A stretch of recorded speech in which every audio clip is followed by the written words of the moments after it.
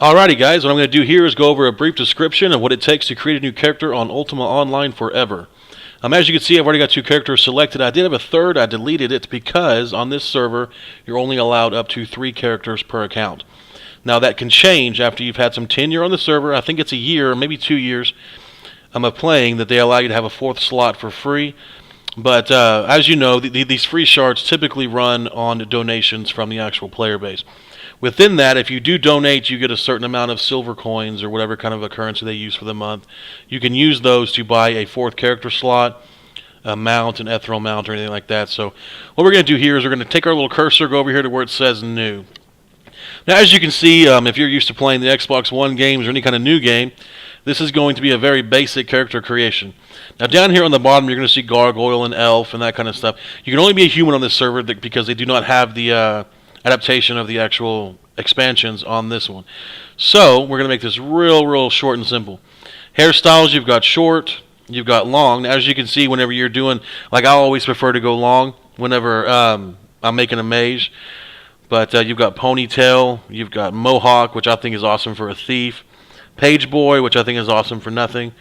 Top knot, not my favorite either. Curly, I guess, for somebody. Receding, if you want to play like you're old. And of course, 2 tails for those of us that once you have pigtails on your character.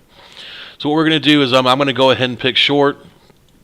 And then of course you've got your facial hairstyles. You've got goatee, you've got long beard, you've got short beard, you've got mustache, you've got short bearded mustache, you've got long bearded mustache, and you've got the Van Dyke. I like the Van Dyke look on the actual the character itself, but today we're probably just going to go with, let's go with a goatee. Skin tone, this is where you can actually kind of create your character a little bit more unique. You can be any color under the sun right here, as long as it is in this little patch. So let's go ahead and make him. Let's see. He's gonna be a very tan dude. So shirt color, you can go all over here as well. Now keep in mind, whatever you choose for this is going to be what they consider to be quote unquote blessed into your inventory, which means that you can retain it after you die. Very few items in this game you actually get to keep after death. So we'll go ahead and make this guy look like he's right out of a Gap catalog. Hair color, we're going to go, let's make this guy blonde. Let's make him super blonde. Now, of course, you can pick male or female, and of course, your character name. So up here, let's just go ahead and name him Angry Beaver. Alright, so male or female, obviously not a huge list of actual customization right here, but it kind of sets your character apart a little bit. Now the next area though is going to be where it really gets interesting. Now as you can see, you've got Samurai, Paladin, Necromancer, Ninja. All 4 of these are not going to be on this server. They're all with the expansions on the actual live server. I've played all 4 of those on live. They are kind of cool. Nothing overly impressive to me though. But if you just click Warrior, what you're going to see is that the skill points are allocated based on what the game thinks you need to be as a warrior. So what I'm going to do is we're going to go over a few tips and tricks here that I have learned over my experience playing this game that are going to help out in my opinion. Now, first of all, I always max out strength whenever I'm starting a new character. Now, you may not want to do this if you're doing like let's say a thief or something like that. You may want dexterity up just to go ahead and see if you can't get that trap setting or something like that. But for most cases, your strength is going to depict your actual health points. So it's extremely important as a new character to have as much health as possible because, like I said before in my previous video, this game is extremely unforgiving. Now also, keep in mind that just because you choose 60 strength and 10 intelligence, that doesn't make your character dumbass for the rest of the game. Your intelligence, your dexterity, and your strength all rise accordingly to what skills you are using in-game and obviously how often you use them. So you can be maxed out fairly quickly as long as you actually utilize the skills and the point systems that there are to actually move that dexterity, intelligence, or strength. So if you're casting a spell, your intelligence will go up incrementally all the way to 100, your strength to 100, dexterity to 100.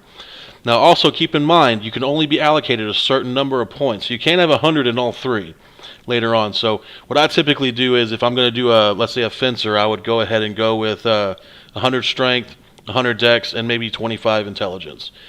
Just because of the fact that he's not going to be using that many spells. It's got plenty of mana with the intelligence to go ahead and recall and get out of a hairy situation, but you still got the HP and you still got the dexterity for speed. So the next thing we're going to do is go over here. Now you see the 4 click here's, and they all have a number 30 beside them. This is also very important, and this is going to be another little hack on this kind of stuff in a sense, because if you don't know what you're doing when you create your character, you could literally waste a lot of time that you didn't need to waste by getting a skill up. So I'm going to make this guy swordsman. So the basic swordsman skills are going to be anatomy, tactics. We're going to go down here to tactics. We're going to go to swordsmanship. And let's just go to parry. Now this is the basic skill set for a good swordsman on the game. Now one thing I would want to keep in mind is, once you're in the game, something you would know, obviously creating a character for the first time, is that you can actually buy your skill points up to 30, 35, even 40 in some cases, depending on the actual vendor and the trainer.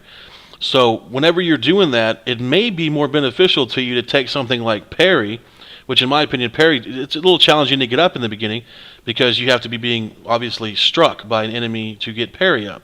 Well, when you're being struck, you're losing health. When you're losing health, you're trying to bandage, your healing is pretty bad, that kind of stuff. So the first thing I would do is I would go ahead and take off anatomy. Anatomy is extremely easy to raise, and I would bust on healing. And I would do everything I could to get healing to as high as possible, because healing is something that technically you can macro, but it's extremely difficult to macro, and you have to have a buddy with you. So just to go ahead and start that off at 50, that's a good one right there to go ahead and have up there. The second one, in my opinion, that's going to be also really, really utilized is going to be magic resist. So when you're looking at magic resist, resisting spells, this is also extremely important. So what we're going to do is we're going to take this down, and we're going to take this down. So let's go ahead and leave swordsmanship at 20, just for the simple fact that obviously you want to be able to hit something. You don't want to be fighting rabbits when you first start. But your character is going to start off with two skills that, in my opinion, are the two hardest skills to actually raise for that actual character set class. So healing, you have to have bandages, which are kind of expensive in the beginning, and resisting spells, you have to be getting casted on by spells in order to raise resisting spells. So it can be very, very challenging in the beginning to have something cast a fire spell on you and it do 30 damage instead of 7 or 10. So it's very, very important to go and allocate these skill points appropriately, and I think that what we're doing right here is going to be the best set for me, at least, knowing that I'm going to be able to go out there, get my swords, tactics, anatomy, and parry up very quickly by fighting monsters, but still also have the healing and the resisting spells to where I can properly heal myself with bandages and it doesn't have such a bad fail rate. And if I do run across something that casts a spell on me, hopefully I won't be a one-shot kill, at least maybe not in the beginning. So we're going to go over here to the right. Now this is my favorite part. I can't speak for everybody, but my favorite city to start out on is obviously Britain. I mentioned that in my previous video. I absolutely love Britain. It is my favorite city in the game. My second favorite is probably going to be Trensic. Not only does it have beautiful music, the banks, they're huge banks. It's like a central hub for actual trading, and there's almost everything in the city you can think of as far as vendors that train your skills. You know, tons of player base. There's a couple of newbie dungeons you can go into and allocate your skill points that way. And of course, you've got the Britain graveyard right outside of it, which is a great way for a new character to go ahead and earn up some money, get some skill points.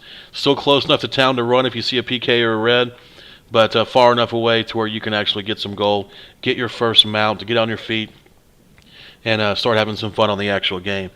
So what we're going to do is we're going to go ahead and click over to the right. It's creating your character. Once you come in, you're going to have a few things that actually show you. These are patch notes for the actual Online Forever. And as you can see, my guy's sitting here, and my weapon of choice for starting out is a katana.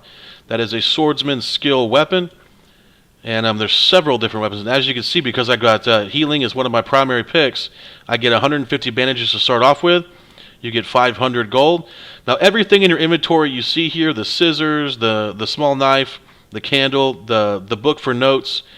This is actually a spell book that obviously has a few initial beginner spells up to, I think, 4th circle. Yeah, you're not going to have anything past 4th circle. And then at that point, you can actually do that. So we're going to exit this stuff out. Let's go ahead and maximize this to the best we can. Alrighty.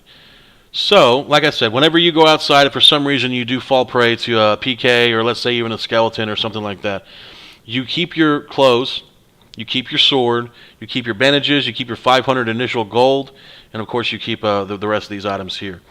Now, one of the things I mentioned that I'm going to show you real fast before I go ahead and conclude this video based off just character creation is one of the things is I did not do magery on one of my skills. Now, you guys are probably thinking, if you've ever played the game before, Magery is very difficult to raise. Or at least it's costly to raise. Let's put it that way. So what I'm going to do is I'm going to come up here, and I'm going to show you exactly how you utilize the initial gold that you get to go ahead and actually raise that Magery. So this guy's name is Alexa the Mage. So when you go down here and you click Train Magery, he says for 342 gold, he will teach thee.